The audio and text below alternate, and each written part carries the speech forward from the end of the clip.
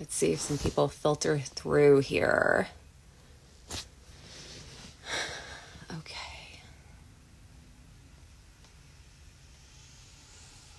And I got, yeah, I'm on Do Not Disturb. Hello. Let's let you in here, Jessee.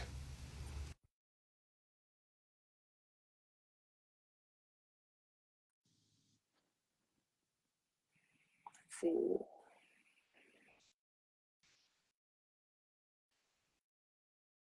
Yay, there it goes. It worked.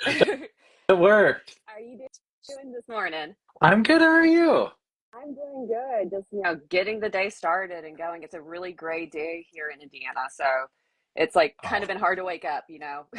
yeah. I totally get that. We're at 8 o'clock in the morning here, so it's a little. You can see the light, and it's Yeah, barely light out right. here.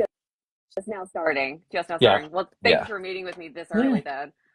Yeah. Um, so we'll see that we got a couple people filtering in and stuff like that. So let's just kind of tell people first off who we are, because I'm sure we have some followers now that don't necessarily know us too Yeah. very deeply. So let me just introduce myself really quick then. My name is Margaret. I'm the founder of Beyond the Chair. We are a 501c3 non-for-profit that focuses Woohoo. on advocating for enhancing beauty education throughout the cosmetology industry and just beauty industry in general, and then also advocating for more labor protections to be in place for people who work within the industry. So that's kind of a little bit about our organization. You can find out a little bit more about me on our About Me section on our website. I'm currently a student at Indiana University. I'm studying Woo woo. philosophy. So there is yeah, so there's some cool theory that I'm kind of backing up some of these arguments that I'm making for it, why we need to enhance the industry too. So Right. that's just kind of a little bit about me. So Jessee, tell people Thank about you. you and everything. Well, I guess one thing I forgot to say is I am a cosmetologist too. I worked in the Yes. industry for 10 years. So, and part of the reason why I'm advocating for these changes is because I had to leave the industry and I didn't have a lot of options whenever I left the industry for lateral career transitions and changes. And so I noticed a problem that this industry, since we have cosmetology certificates, they were non-transferable to college institutions. And that is a real barrier economically, financially for people, especially in an industry that is predominantly made up women. So that's another little thing, little blurb Love it. there. So Jessee, now let's introduce you because you're Great. the Thank you. main focus of the topic No, today. no. So Actually, I want to say apprenticeship is the main focus. So I appreciate that. And I'm thrilled to be here and to participate. So thank you for giving this opportunity here to be able to do this in a beautiful way, Miss Margaret. My name's Jessee Skittrall, and I'm the founder and program coordinator of a program called the Atarashii Apprentice Program. We are a couple of different things. We started out as a Department of Labor nationally approved apprenticeship program. What that means is we actually have permission to do business in all 50 states, every military base, and every territory that the United States owns, specific to occupations in the personal trades, aka cosmetology, barbering, aesthetics, manicuring.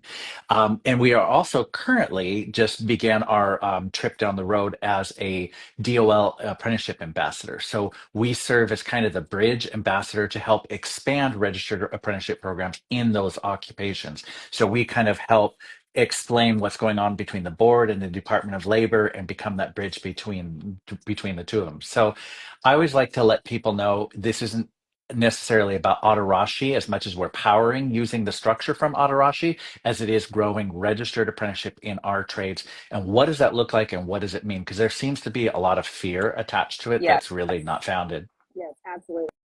And so your background from our conversations and stuff, you came from being a beauty school owner and Yeah. like how many generations was it? Six Like generations, six six generations six of hairdressers. yeah. So I mean, you have so much history within the industry and you saw that there was this need and this problem around barriers to entry. Yeah. And so let's kind of dive into how long have apprenticeships been around?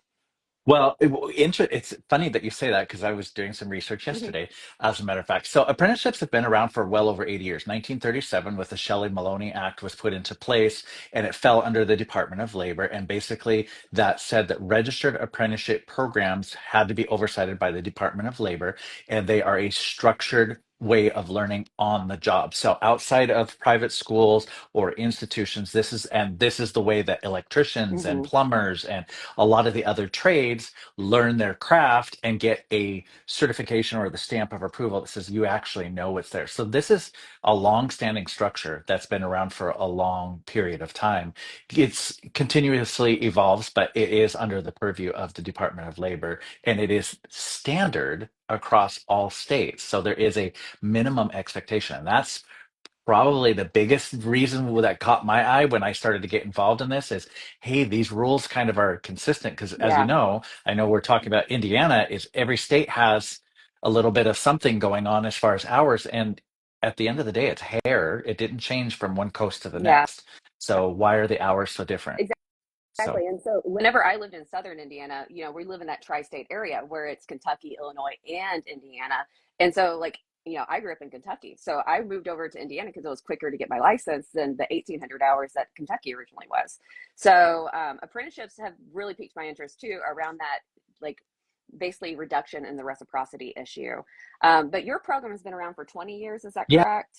Yeah, so I've actually been in the apprenticeship space since 2001, and I started out. I'm in Washington State. I'm in Seattle, and I started out as an instructor for the local program here in Washington State, and then quickly realized, unfortunately, it wasn't as organized as they needed to be. So I developed my own just within Washington State Hmm. and kind of my salon. Next thing you know, it became national, and so we've been a national program since 2017. So we went on to from state to a national program. So we've been in this space for an extended period of time. Yeah. So you know it well and all about the Oh, pushback and stuff. oh yeah. Yeah. Oh So yes. let's talk about the success rate about the apprenticeships because this is where like to me it just kind of blows my mind about how just better prepared you are for entering the industry. Thank So, you. So some of the key performance indicators that we use, and we use our organization because we are the largest. We have over 750 apprentices in our system and 500 training partners that we deal with across the United States. So since we're the biggest and most organized, and we obviously have a tracking, so we'll use our metrics as kind of the key success. So some things to keep in mind here: we have a 97% first-time pass rate to the exam, and that's a rolling average. Sometimes it goes down or less, but never more than 3 to 5 points in any direction. We have an 86% completion rate. So once an apprentice gets involved, 86% of the time they're completing the program. A 93% retention rate to the salon 3 years later. So the salon they trained at, they're still at typically 3 years later. And the one that I'm the most proud of at the very end is a 75% productivity rate, meaning by the end of the program, the apprentice typically has a 75% full book, which Margaret, yeah. you smile every time I do that because you and I Yeah. know we've been through these programs where like that's a 3 year metric for a fresh out of beauty school licensed stylist, which has already done a year in school, so really four, and we're doing that in a 1 to 18 month time frame, and so they're pushing forward, and their success rate is really really high in those regards. So, and that seems to be we consistently hit those metrics over and over and over and over again. Yeah, I just found that so fascinating because we've, one of the things that we've talked about like on our page is the attrition rate, how fast the turnover rate is because you're set up for failure basically, because that's just how the industry has constantly been able to continue to make money off of the student loan debt and that kind of stuff. And so hearing that there is like that 96% like examination first time taking the examination completion rate, you have a 70% filled book after you finish the apprenticeship. And then not only that, like the retention for the salon for the employees whenever salons deal so much with turnover too. It's just, I mean, that just screams to me that it just sets the industry up for success instead of just constantly struggle busing to just bring Yeah, people in. So and that's kind yeah, kind of how I started on this process. Sorry, I didn't mean to cut you off. no, you're fine. Um, that's how I started on this process is honestly as a salon owner. I've been a licensed instructor. I grew up in the back room of a beauty school. So I've been through that whole process. I've done sales and education. I've written programs. I'm a subject matter expert for Pivot Point. But when I became a salon owner, what I realized really quickly is I had to hire fresh out of cosmetology school for that license, not the person, the license. Hmm. And I was still left with having to train them. And we see this with Summit, we see this with strategies, we see this with all of them. They've got some sort of a ongoing training system outside of, because the school Yeah. can't teach proficiency. Even the good schools, even really good schools, they don't have proficiency, and they don't know what they don't know that they don't know. And they would come in and they drop like flies because all of a sudden they realize they have to work evenings, weekends. So they have to do all these things, and the amount of energy and effort. And so they would drop really quickly. And every owner worth their salt has said, God, if I could just train them myself, because we have to, because even if you get somebody good, freshly licensed or even fully licensed that's been around for 30 years, you're still going to teach them how to behave and what that looks like within your salon company. And what happened for me is I had a front desk person. Her name was Mikey, and I if I could kiss her today, I would. She was my learning experience. Mhm. She came to me, and I adored her. And she said, "Hey, I'm leaving to go to cosmetology school. I want to be an esthetician, do lashes, and so on and so forth." She had a great little business plan in her brain. I'm like, "Okay, wait, wait, wait. I want to retain you." Everybody loved her. We built her a room. I threw some aesthetics books at her and said, "Here, go do it. Figure it out. Study. We'll get to doing some classes. We'll get to do. We'll get to do. We'll get Yeah. to do." And I will get to do her for about 2,000 hours. Luckily, what happened was I had a great distributor that taught her this actual skill sets. I had somebody that taught her how to pass the exam. She's licensed and a salon owner, very successful in her own right. Thank goodness. But what happened at the end of that is it caused pause for me to step back and go, I'm the guy that writes the book. I'm the guy that puts together the program, and I did her dirty at the end of the Mm. day because I'm so busy running a salon. I didn't have the time, and I was looking at this as a solution. So that set me on the path of how can I set this structure up or utilize it so that your average salon owner in Terre Haute, Indiana, can Right. plug and play and have success and utilize that. And that really created that process. And I see Sarah Gardner is on here. Oh, She's been pivotal. okay. She worked in my salon company, and trust me, she helped me in the back room putting all of these best practices into place. And I'm sure she's exhausted by all of it. But it put that into play, and that was well over 20 years ago. And then we obviously here in Washington State we have DOL, direct entry apprenticeship, and so we were able to perfect all of that here and then take it outside of here, and the success rate has been absolutely huge. Well, awesome.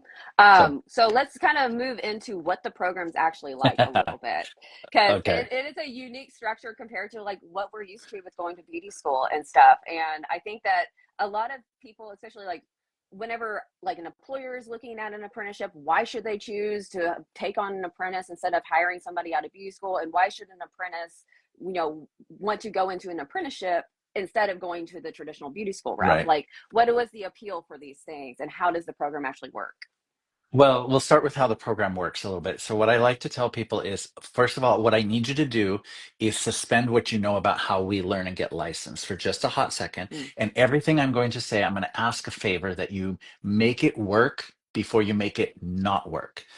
And obviously, we can prove that it's there because it's about having an abundance mindset moving into this rather than a limiting mindset. So, that Yes. would be step one. Step two is understand, and we kind of have to accept the fact that our industry is not academic.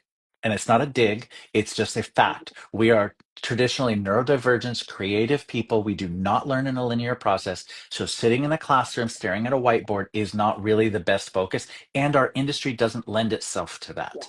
So it is really an OJT thing. Every instructor worth their salt at some point, even in a really incredible school, has looked at a student and said, everything you're going to need to learn, you'll learn out there anyway. So the big question is, why am I here then? So Yeah. why don't I just go do that?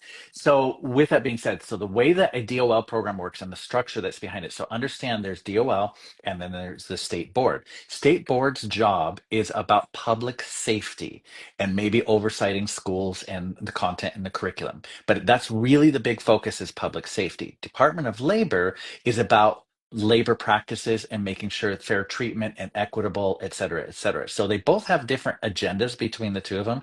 And this is Hmm. kind of where I come into place more than anything else and marry the two of those.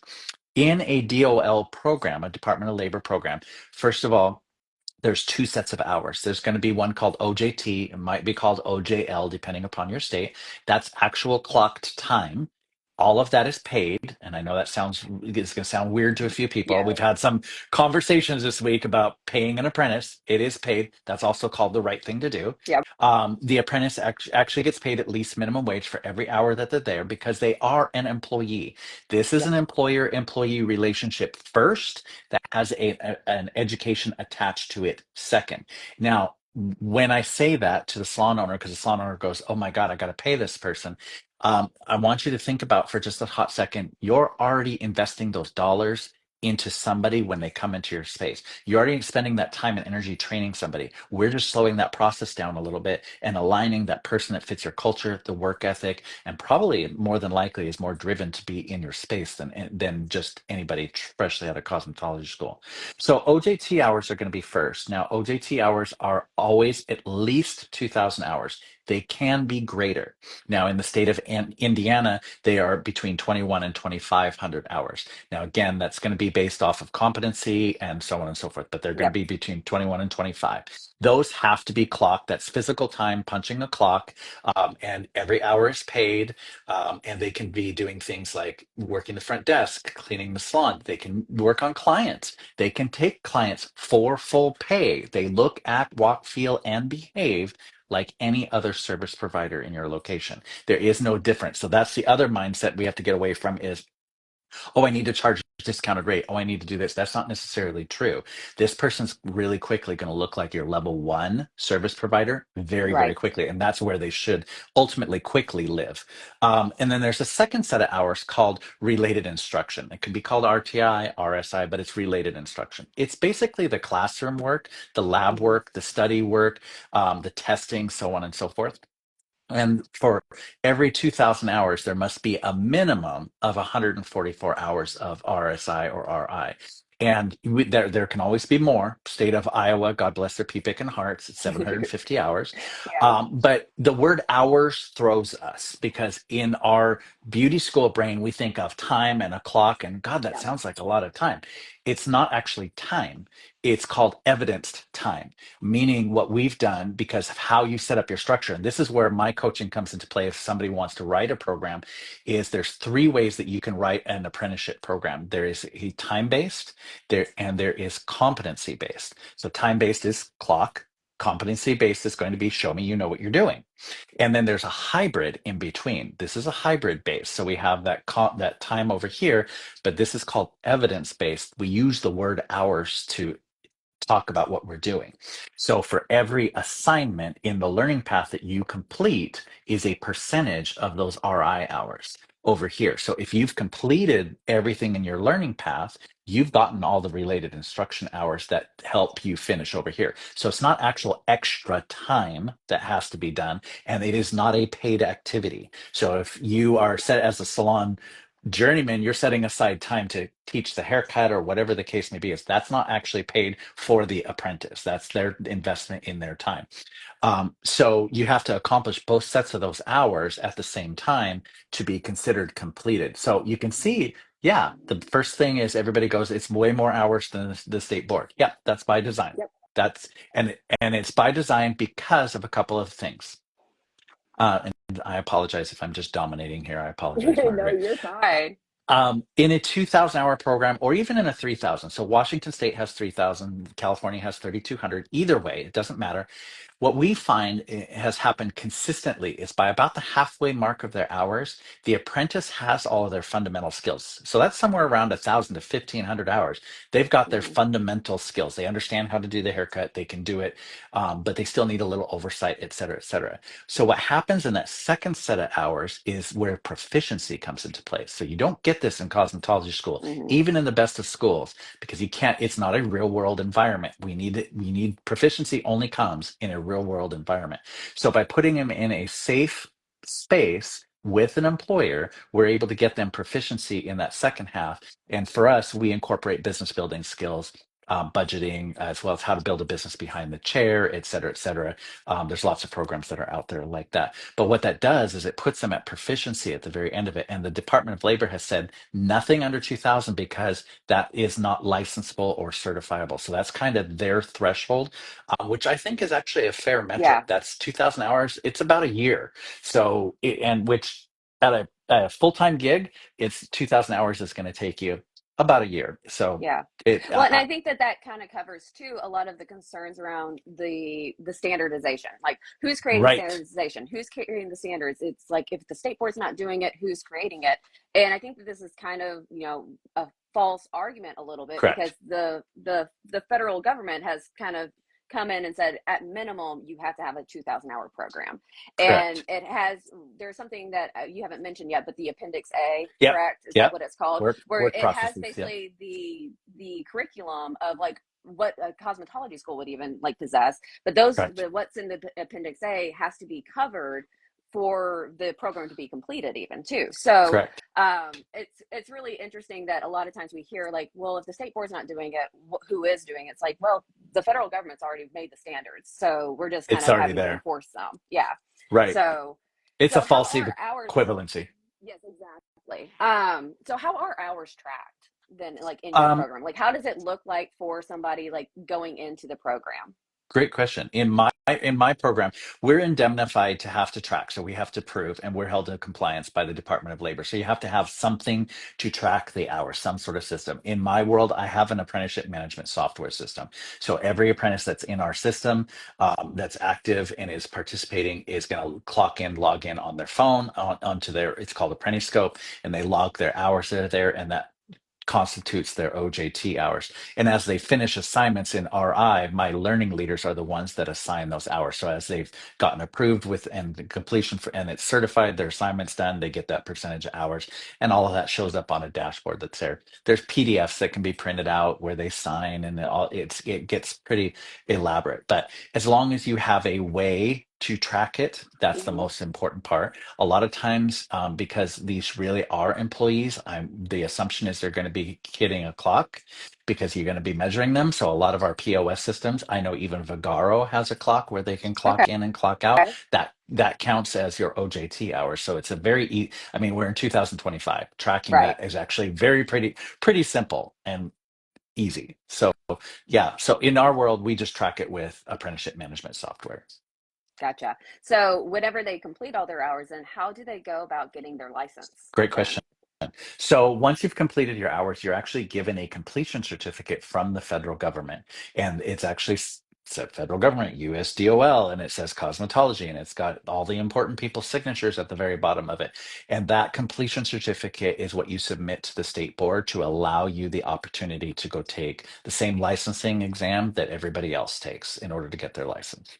Now, as we were discussing, I think yesterday, is the completion certificate has reciprocity because it's a federal Yes. document.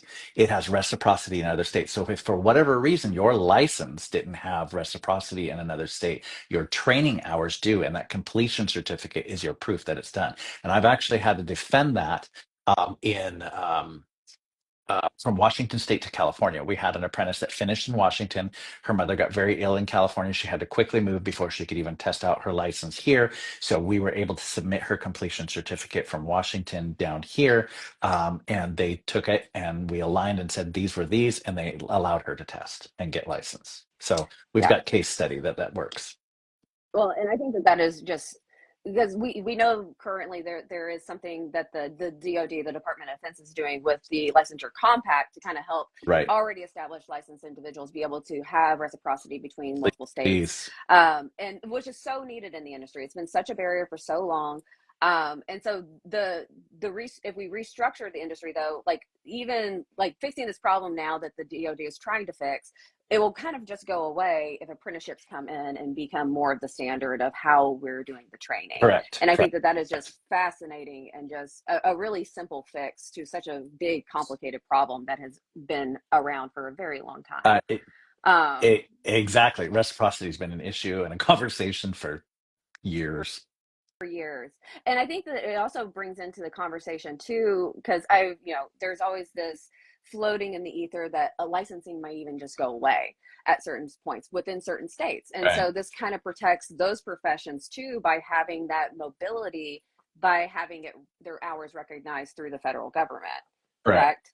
Correct. And that was in fairness, when I was just working this through in my brain, that was the first thought, is there's always been this looming licensing could go away. Hmm. Now, I'm not saying I want it to go away by any sense of the measure, but it does seem to become a very real threat very quickly.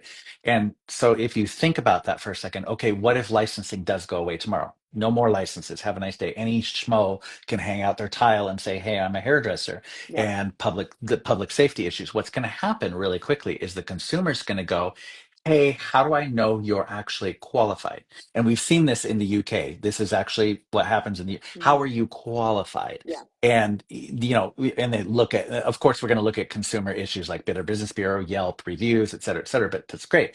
But to have a third party entity, aka the government, certify that at a minimum, we know you've done this voluntary certification, and here's your certificate, that definitely sets you above the Yeah. rest of everybody. So it becomes a unique selling piece that marks you as a little bit different and more marketable. Definitely. I 100% agree with that. And so, we've already kind of talked about how like the hours are transferred across state lines. Yeah. And that's because they're documented like in a type of like Yeah. online program, correct? Yeah. And everything. There's a reporting portal that we all work in at Department of Labor, and it's called Rapids. Rapids is their reporting system, so everything's kept there. And that's probably the biggest deal about DOL is it's about apprentice protection and program protection. So everything's set up. And one of the things I see in state board ran programs, and I could name states where the state board, Port Michigan, Michigan, I'm staring at you, is there's a lot of apprentices, and even in Utah, there's a lot of apprentices that are taken advantage of, where they've done a whole bunch of time with a training provider, and the training provider says, "Well, I'm done with you. Have a nice day," and they're on their own, and Yeah. they have to start at zero.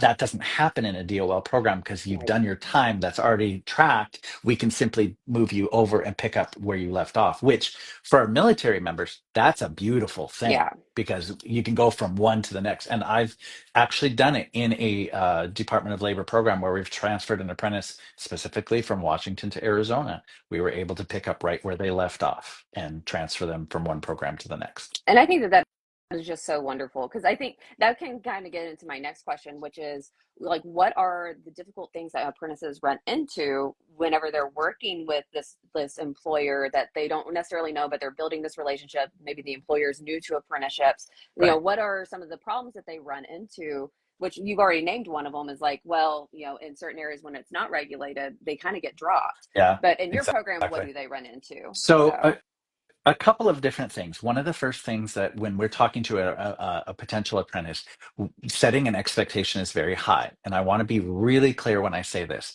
This isn't about beauty schools are bad and we're good. This is mhm, about having both avenues accessible to licensure because it is a different person that's going to do each one. And the first thing I like to tell a potential apprentice candidate is this is not school. If you're expecting an academic experience, you will be severely disappointed. You are going to get everything. You're going to learn it beautifully, but you're going to, in beauty school, we do A, B, C, D, E, F, G. mhm. In apprenticeship, we do X, R, T, S, T, F, Y, and we're Yeah. going to get the whole alphabet, but you're just going to do it a little bit differently, which for somebody that's expecting an academic experience and wants to sit at a chair and learn in a linear flow, that freaks them out. And that's fine. That's great. Go have a cosmetology school experience. So setting expectations is number one, because that's probably the biggest, if we're going to experience disappointment, that's the biggest disappointment. Yeah. They go, "Oh, they didn't." And I love it when an apprentice calls and they'll say to me, "Oh, they don't teach me anything." So on. So I'm like, "Okay, what are you doing all day long?" "Well, I'm cutting hair and I'm blow drying and I'm putting on color." "Okay, where did you learn to do that?" "Well, they showed me how to do." Okay, so Yeah. you did learn. You actually did learn something, but because it wasn't in a classroom, in a board with a board, and the whole eight Yeah. hours of applying color, it didn't feel real to them. So that's probably the Right. biggest thing right out of the gate. So I like to kind of segregate that and make that really clear. The second thing is vetting with the sponsor. So the sponsor is your employer. So you have to make sure you want to work with somebody that you want to work with. I would Right. like to work for them or with them at some point if it's a booth rental situation. This is the person I would want to mimic. So you really want to vet them really well. So what we suggest to our training providers and I'll just share some secrets here. It's obviously you're going to do we pre-vet all of our apprentices. So we do a video interview with them, get their resume, cover letter, the whole bit. They have to do this whole piece. So we want to make sure that they're already kind of pre-vetted into the situation. So then the training sponsor or training provider that's checking out this apprentice can view their video, can look at their resume and see, hey, where are you currently at? And then they do the what I call the talkie-talkie interview, and we give them some. We have 5 key questions that we use that are launching points for their conversation. So by the time they're having an interview, they're having a deeper conversation. They're not starting the Right. conversation. Number one. So they do the talkie-talkie interview, and then I always say job shadow. Have them job shadow. You'll know really Yep. quickly. Yeah. The third piece is I always have the training provider say, I want you to do a physical, a practical interview, which sounds weird when you're talking about an apprentice because Hmm. they don't know anything. But what I have found is if I have a an apprentice that is looking to do cosmetology or hair design, you can even do this with barbering. It just changes up a little bit with aesthetics or manicuring. Have them come in, and what I usually say is shampoo the mannequin, throw them on a tripod, and hand them a blow dryer, some clips, and a round brush and say, go for it. You could do this with clippers and a comb. You could do this with a hand massage. Go for it. And what I'm looking for, let them do their thing for 3 to 5 minutes. What you're going to determine really quickly, what's their manual dexterity? Hmm. And what do they already know? Because again, we can use some competency based, whether we like it or not. There's some people that can learn from Right. a lot of this virtual. Okay, let's maximize that and shorten that. So you get a feel for where they're currently at. And more often than not, they're going to struggle. Right. So you let them struggle for about 3 to 5 minutes, see what they got going on. Then you stop them. You say, hey, can I show you 2 or 3 things? And you show them, maybe we're going to aim the nozzle here. We're going to groom the hair beforehand. Here's the sectioning. We're going to work with whatever that case may be. And what you're looking for is how do they respond to Mm-hmm. that feedback? And if they're instantly, a lot of times the red flag I always say is if they go, yeah, well, I knew that. Oh, yeah, I was going to do that. It's Oh, already yeah. defensive. And then Yeah. hand them back the blow dryer and say, now go for it and see how fast they implement. If they can implement and change direction really fast, that means I've got a good apprentice. So is she going to take the Right. critique, course direct and move on? If not, that's a red flag. So that kind of sets up the success a little bit right there. And you can do the same thing with clipper cut on a mannequin. You can do the same thing with a hand massage on an arm, for an Hmm. esthetician or a manicurist. But it gives you the idea, because that's probably the biggest hiccup is I have an apprentice who has, we all have egos. There's nothing wrong with that, but hers, for whatever reason, gets a little, and they show that really quickly. And then we always tell the training provider, you're going to put them on the front desk first. Don't even put Hmm. them in the program. And there's a Mm. reason behind that. Even in a barber shop or wherever, where you may not necessarily have a front desk, what you're going to do is you're going to have them do the checkout, check-in, pre-book, all of those pieces. And there's a reason behind that. Because one, we actually have autonomy to do what's called previous credit for experience. So if we track all of those little hours, we can actually, once they're actually in the program, we can give them credit for that time. And Mm. especially if you have an incumbent employee that's been working on the front desk, or maybe you have an esthetician that's already been in your spa now looking to come on the hair floor, we can quantify all of those activities through previous credit for experience. But what I find is in that time frame, I would say usually do a week or 2 weeks at best. No, excuse the expression when I say this. Nobody can shows they're stupid in the at 2 weeks. They're going to show up late. They don't dress or whatever the Hmm. case may be. Is and better yet, the apprentice is also going to get a candidate is going to get a good feel for the salon. The salon owner also can't hide their crazy longer than two Yeah. weeks. Because let's be honest with ourselves, there's some toxic salon owners out there. Oh, So yeah. let's give it that 2 weeks, and then if we push you into the program, we'll back credit you those hours for that. So that's usually kind of some of the safest ways. Is I find it's misalignment in the sponsor and the apprentice, because again, they're expecting an academic experience when they're looking for assistance here, but it really at the end of the day is an employer employee experience. So that's probably some of the biggest things. Some of the other challenges we come across are um, immigrant issues, meaning that they came in and they already had some experiences from elsewhere. And so, like I said, that previous credit for experience, we're able to actually quantify that a little bit more. If it's a new training provider to us, I discourage them from hiring somebody they don't know. I try to encourage them to hire somebody they do know. So, as a great example, in Indiana, our very first training salon was somebody that had worked on her front desk. They know your salon, they know your culture, they know your clients, and it's easy. And you can fudge through and learn with them at the same time, and that's okay. But the first time you get it through, and then you go, okay, now I got this. Then you can bring on any newbies that you have. So it's the client's the training provider's daughter, the front desk person, or maybe a client's kid that you've done her hair since she was middle school. Those are usually the best apprentice candidates that come in. Or oftentimes, like I said, the immigrant population has been a huge deal, Right. and especially in communities of color, that's been the other issue as well. Is Hmm. I could go on for hours. Going from a braider to a cosmetologist doesn't make sense to go to cosmetology Yeah. school when you're already kind of in that environment. So we can quantify that experience. Does that And I answer the think that question? absolutely it does. And I think that that kind of blends into this next question, which is like, well, what is the difficulties that the employer faces then? Because I think that like you touched on it a little bit, but like how does an employer deal with an apprentice that's not working out? Because I think that Yes. that's kind of like some like, oh, like that Ugh. sounds like a little, it can get a little sticky, or I'm making this investment. Like, what's going to happen to my investment into this person if it doesn't like, you know, be as fruitful as what I think it's going to be. So, Right, exactly. Because it is an investment at the end of the day. I mean, let's be really clear here. You're investing in somebody else's success, which obviously pays off into your success if this is done right. One of the things that I tell training providers is yes, one, you're going to be investing in somebody, and it's usually the first third to a quarter of the training that's probably where the initial investment is.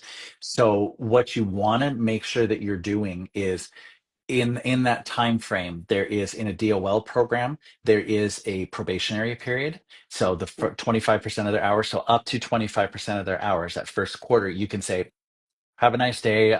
You stink. You smell. I don't like you. Whatever. This isn't yeah, working out. Have a nice day. So what we do in our organization is we check in with them just before that clock runs out and say, "Hey, here's what we're seeing. Is this where it's at?" So on and so forth. And if not, we need to make a decision because after that, the relationship changes a little bit. You hmm cannot just throw an apprentice out at that point. This is where the protections get into place. They have to be given an opportunity to course correct themselves. So if you said, "Hey, Mr. Apprentice, you've been showing up late, and you're within the probationary period," you could just part ways. If you're after the probationary period, you would have to say, "Okay, if you're late again and you get to create the time frame and the next 3 days, then you're out of the program." But you have to give them an opportunity to correct before you just cold cut them off. right. And that's part of what our job is to help maintain that.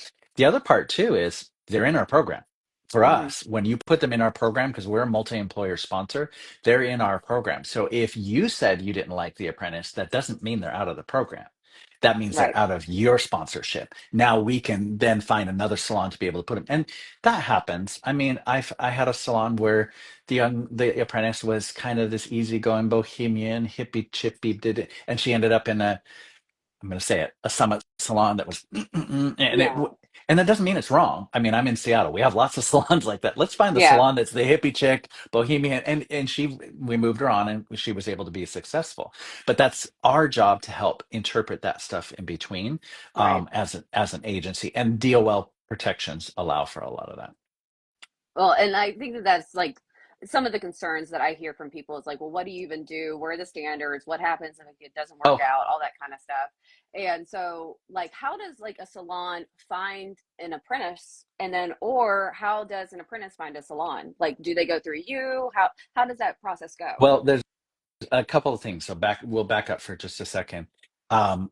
Obviously, we're a multi-employer sponsor, so you can apply directly to our program, and you go into our candidate. Once you get vetted, you go into our candidate pool. From the candidate pool, then you can begin to, for lack of a better word, apply and shop at our employer training providers that are there, and you have access to them because you're pre-vetted into the situation. Our employer training providers have the ability to go into our candidate pool and go, "Hey, here you go. This looks like a great interviewee," when they're ready to do it. And we have lots of salons that are use this as their business model to grow their staff. Hmm. So they very much know what they're doing. So that would be step one of kind of how do you find anybody. Now, a salon has that they don't necessarily need us. Now, a lot of times the reason I encourage people to use us is because it's easier. You're busy running a salon and there's compliance Mm-hmm. pieces, and you're more than welcome to write your own DOL program. And as a matter of fact, I will assist you and consult with you on how to do that. That's my job. So as an apprenticeship ambassador, we get the little checkbox. We have to do so much of that because we have to Mm-hmm. prove we're growing registered apprenticeship. I am more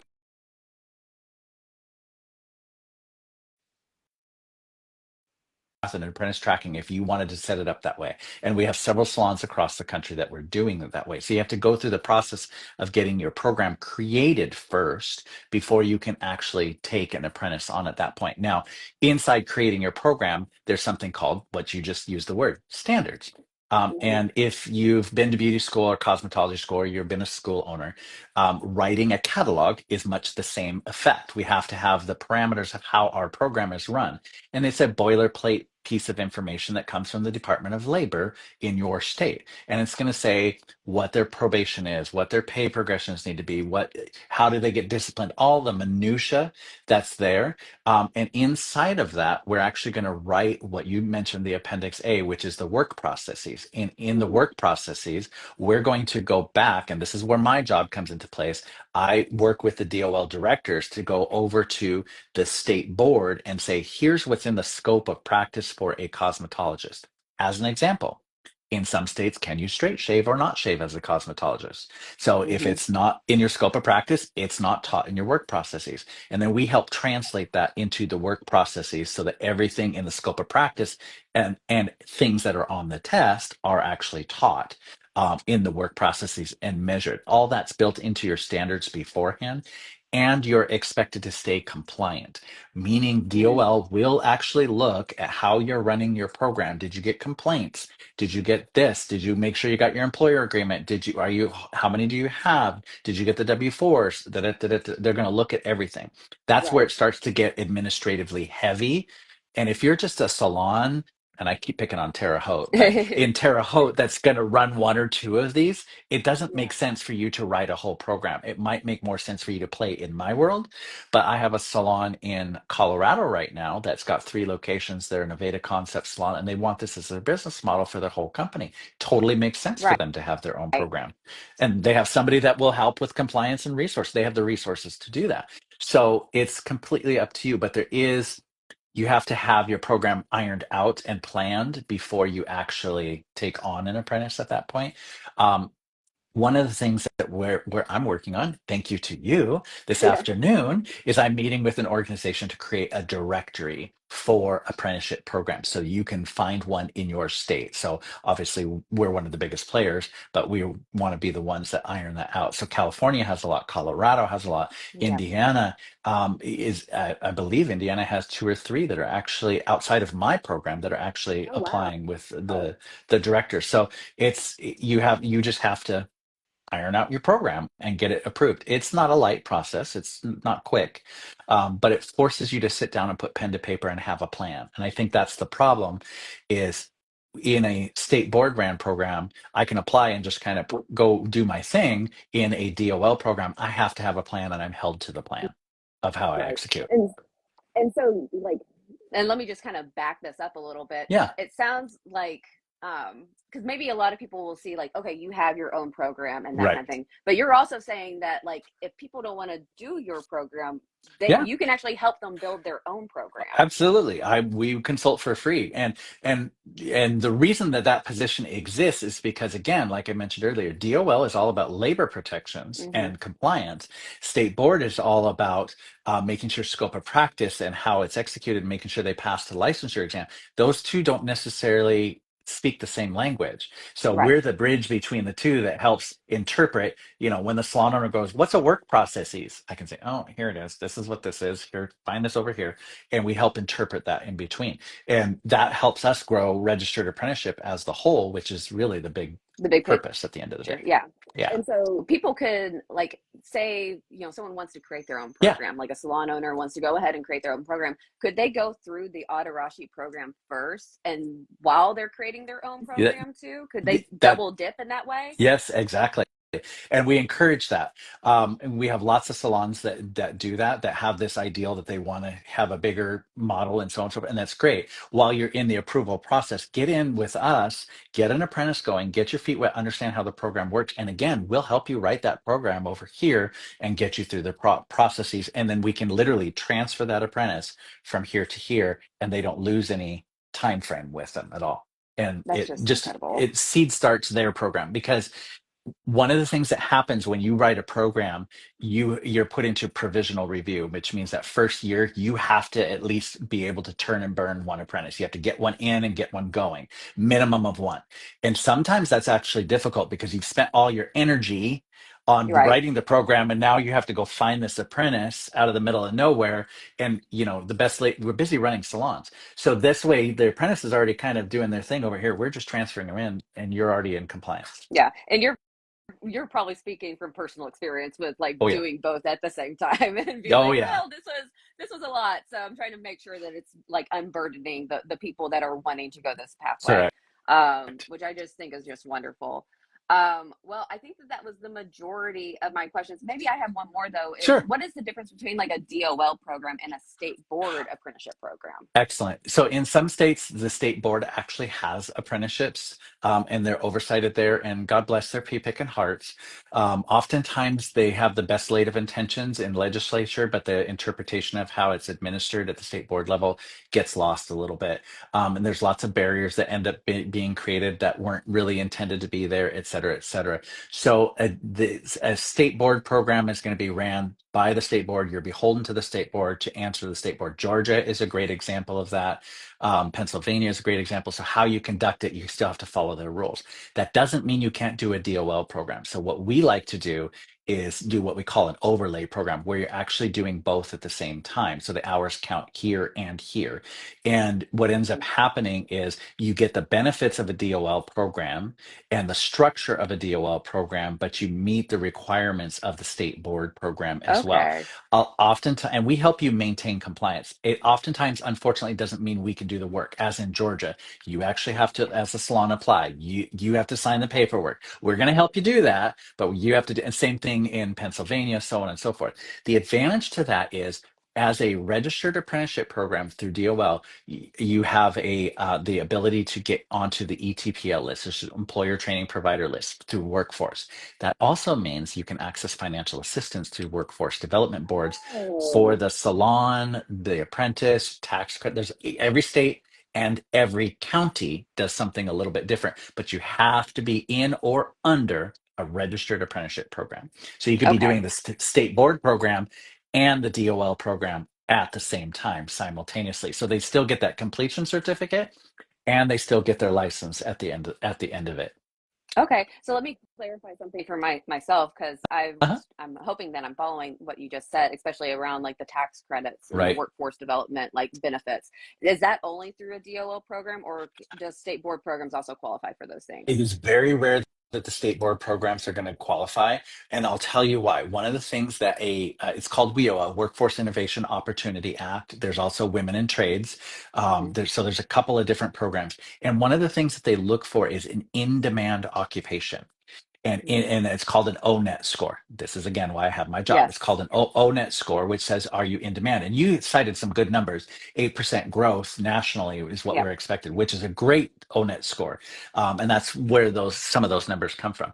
So what the WIOA looks at is this an in-demand occupation? And because it's done by the state board, they can't quantify that it's an Okay. in-demand occupation because it doesn't have an ONET. We can do that with a RAP. And there's directives that say the federal government, DOL, does not create a registered apprenticeship program for anything that is not in demand. So it's only Mm. in demand occupation. So obviously, if you are a RAP, registered apprenticeship program, you're going to be considered an in demand occupation. So you automatically qualify for that funding. That I mean, that makes so much sense to me because, I think that that's a lot of times like people will be like, well, at least one of the things that I've heard from our conversations, even it's like, well, you're the only program that does this. You're the only Right. program that does this. But that's kind of also like a misunderstanding of what your program also is about. And not only that, you being a employer sponsor and part of a DOL ambassadorship, like your job is to help create these apprenticeships so that Correct. way they can qualify for these things and everything Correct. like that. So And where some of that conversation comes from, especially in Indiana, when we were doing legislation, and I understand the argument, because we are the only nationally registered apprenticeship program for the cosmetology trades. And the reason being is in order to get to that level, you have to have a state program in 3 different states for 3 years before you can apply for national. yeah, So it's time. So it's not that we won't ever be the only one. It's more than likely it's going to be a long time. And it's a pretty heavy administrative lift for somebody to be able to do something like that. yeah, So, and the bulk of who we're talking about, they just want successful they salons. do. They just want successful. They're not looking to do all this heavy lifting. That's Yeah. why I'm here. And we're happy to help either way. Whatever works will help the conversation along. Well, and I think that one of my favorite things about apprenticeships, especially since I've gone back to school and studied a little bit about, some labor studies, some women's studies about, women's work and women's jobs, and how, our profession is just not protected by a lot of the labor laws and Correct. protections, and how apprenticeships do open the door for bringing in more labor protections, more like just even Yep. guaranteeing that the hours are going to be transferred around, if an apprentice doesn't work out at a certain salon, or the salon doesn't work out for a certain apprentice. I just think is amazing. The reciprocity makes it easier to have financial flexibility and economic freedom. But then also the conversation that we've talked about at certain points around, like, maybe being able to unionize, maybe being able to Right. even create even more standards around the industry by bringing people together within their communities to say, like, okay, well, we all agree with this process, and kind of creating these standards within our state, our community around, just unifying our profession, where we have been so fractionalized.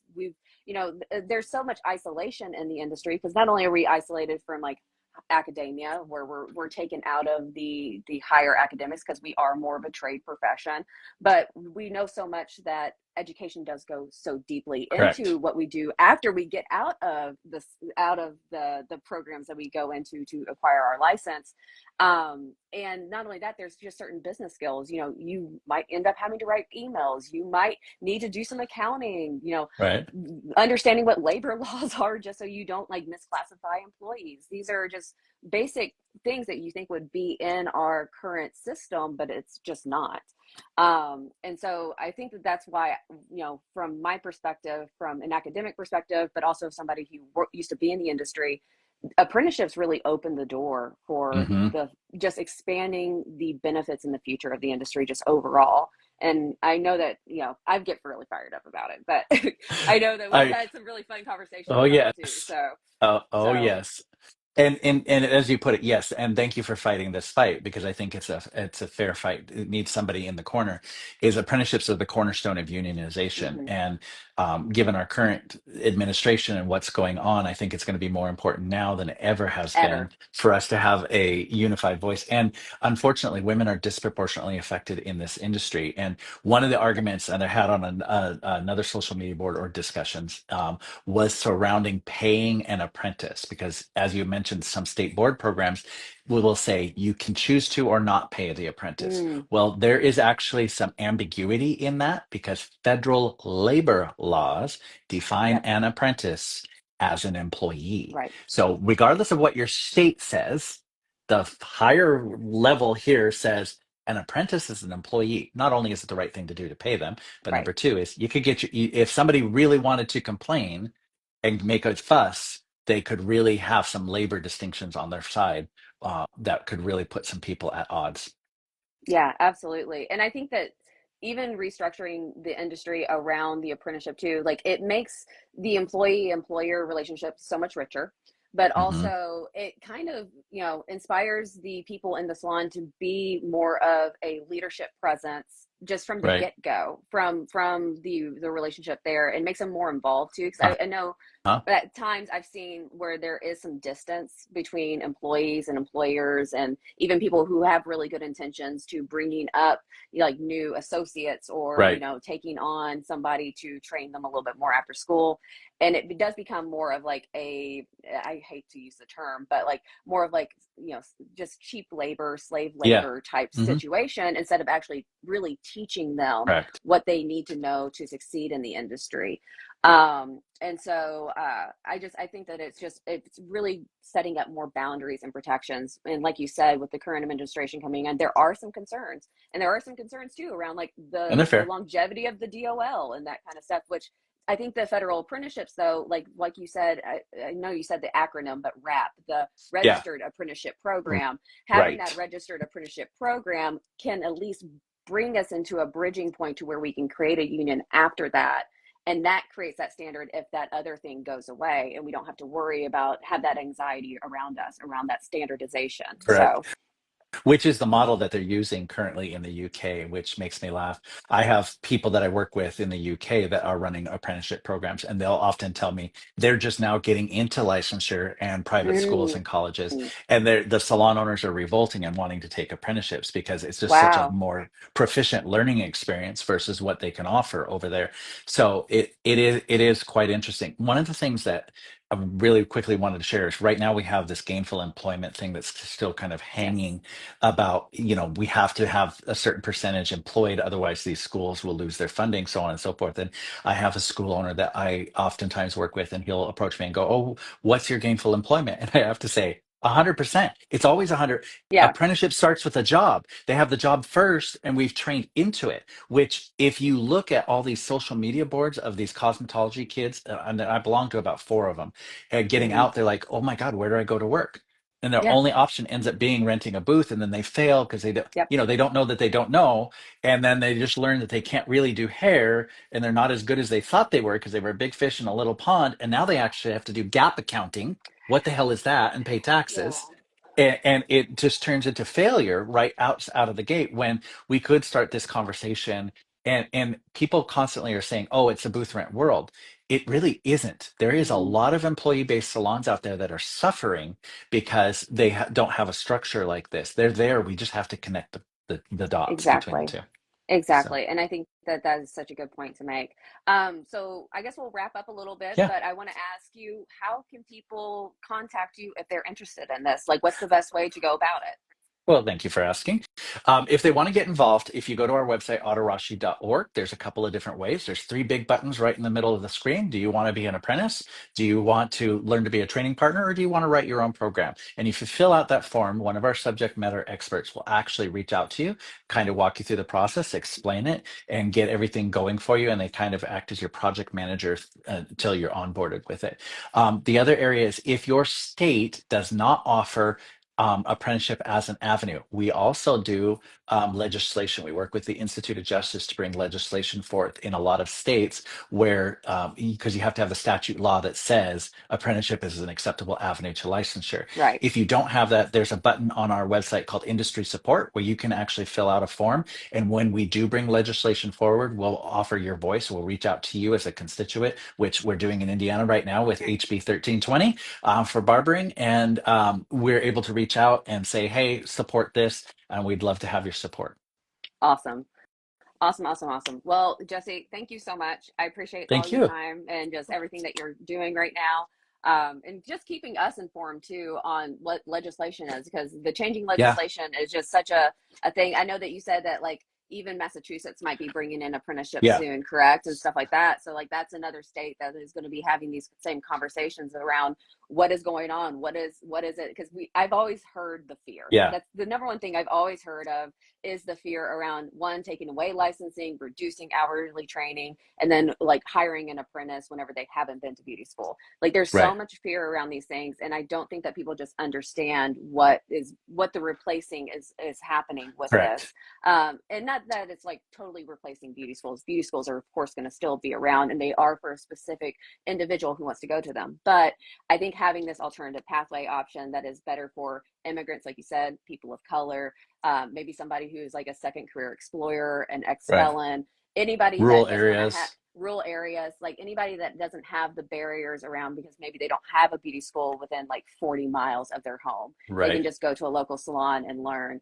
I just think that this is just such a wonderful new opportunity that's coming Yeah. in. So thank you Thank for what you do. you. We appreciate No, it. So thank you for giving the platform and being the voice. We appreciate the fight. we're trying. We're trying. It's gotta change somehow. Somebody's got to do it. So I guess That's together right. we'll team It's up together and try to make something happen. So I'm you know, I'm here for the fight. Thank you for pioneering. Absolutely. And we'll post this later.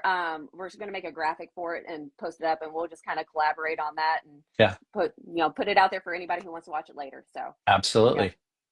Thank you.